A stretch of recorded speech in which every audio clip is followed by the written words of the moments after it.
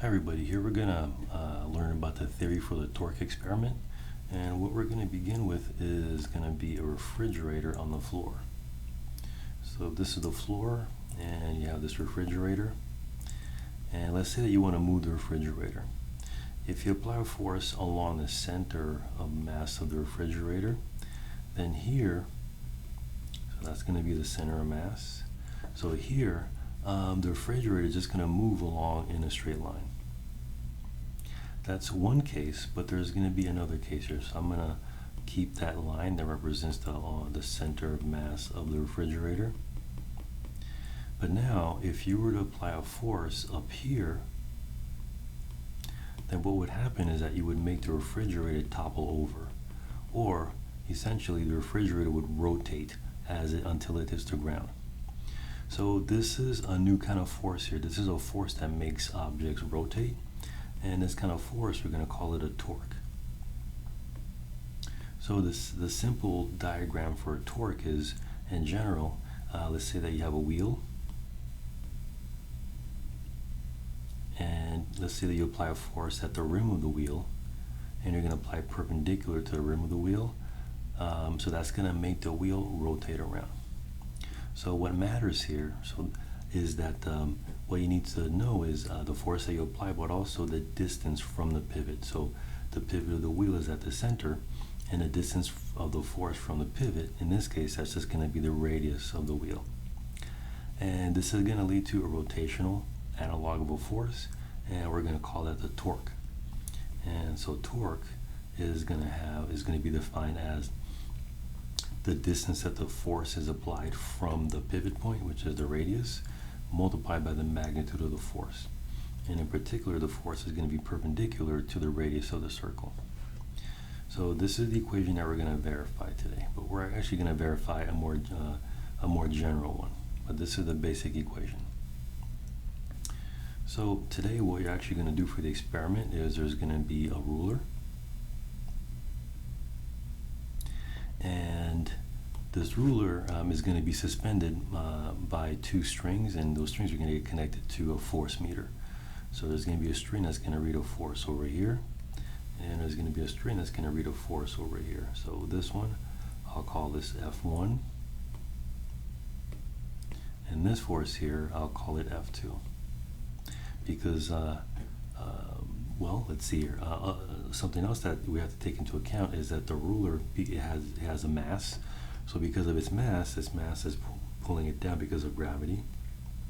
So we're going to consider the mass of the ruler.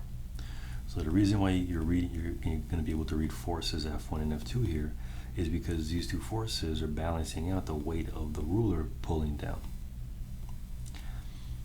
So, but the experiment, you're going to add another force. And the other force that you're going to add is just another mass at some given position. And that mass is going to hang downwards also. So that's the basic setup, is you're going to have two force meters. You're going to have a ruler that's going to have a mass M ruler, and then you're going to hang another mass along the ruler, and from that we can actually calculate the torques. And so let's see how we can do that. So torque is defined as the distance multiplied by that the force is applied multiplied by the force, and this distance has to be relative to the pivot point. So in today's experiment, in the computer simulation, the pivot point is actually going to be at this end over here. Let me just actually make it line up down here.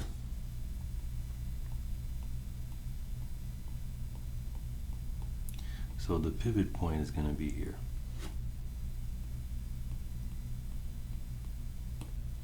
And so from this pivot point, we're going to measure the torques for each of these objects. So first, from the pivot point, we want to, so mass mr here has a weight pulling it down, so, and this is the arrow that represents the force. So we need to find the distance of that force from the pivot point. So let's assume that the ruler has a total length L,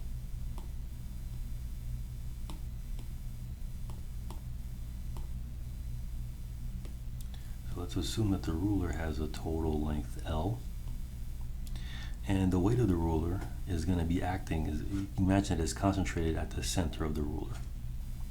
So because of that, the distance from the weight of the ruler, the center of mass of the ruler, to the pivot point is going to be this distance, which is going to be half the length. And another torque that we can measure is this one here, F1 along, so this is the line along the axis here. And what we want is, and this is the pivot point, so we have this force here, and we want to measure the distance from that force to the pivot point. And that distance is actually going to be the length of the ruler L. So I'm going to put that up here. So just so we can keep track of the distances. Let me just change these colors.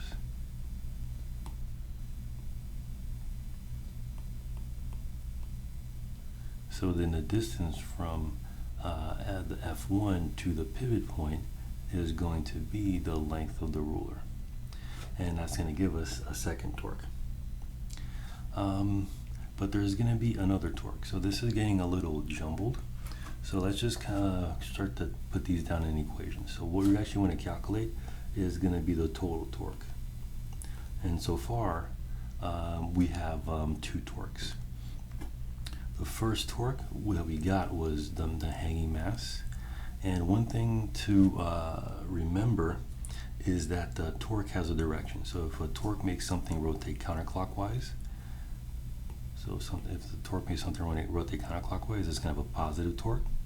And if a torque makes something rotate clockwise, it's going to have a negative torque. So if you look at the hanging mass here, it's going to want to make this thing actually rotate counterclockwise. So the hanging mass, the torque from the hanging mass is going to be its weight, which is going to be, the ruler. Let me say that again.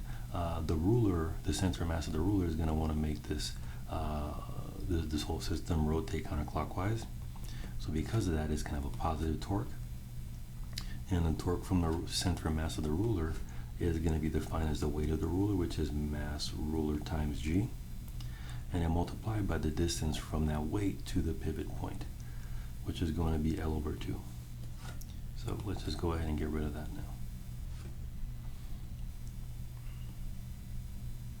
And let's also calculate this torque here. So the torque applied by F1, if you look at it, if you already ignore all the other forces, this F1 here would want to make this ruler rotate clockwise. So because of that, F1 is going to have a negative torque. So the torque from F1 is going to be the magnitude of F1, and then multiplied by the distance of F1 from the pivot, which is going to be the length of the ruler. So now let's just get rid of these. So we have one more torque to calculate now, and the last torque is the one from the hanging mass. So here, this is based on how the computer simulation is given, but in the computer simulation, well, the distance that we actually want is going to be, to calculate the torque, is going to be this distance here. But in the computer simulation, the ruler, the 0 point of the ruler is measured here. So that's going to be the origin of the ruler. So then when you measure the distances, you're going to measure the distances from the 0. So the distance that you can measure, that, let's just call that x. But the distance that from this hanging mass to the pivot point here, so if the ruler has a length L, the distance from the hanging mass to the pivot point is going to be L minus x. So now the weight from this hanging mass is also going to make this ruler rotate counterclockwise. So this is going to be another positive torque. So then the torque from this one is going to be plus the hanging mass times g, and multiplied by the distance L minus x. So that's the net torque. And the equation today, so this thing is static, is stationary. So what this means is that the total torque is going to equal 0. So we're just going to set this equation equal to 0. And when we do, we'll get this equation here. Mass ruler times g, length of ruler over 2 minus the force F1 times the length of the ruler, and then plus mass, the hanging mass times g, and times L minus x equals 0. So this is going to be the equation that we're going to use for today's experiment. And what we're going to do for today is we're going to break up this equation. We're going to use this equation to do 2 different experiments.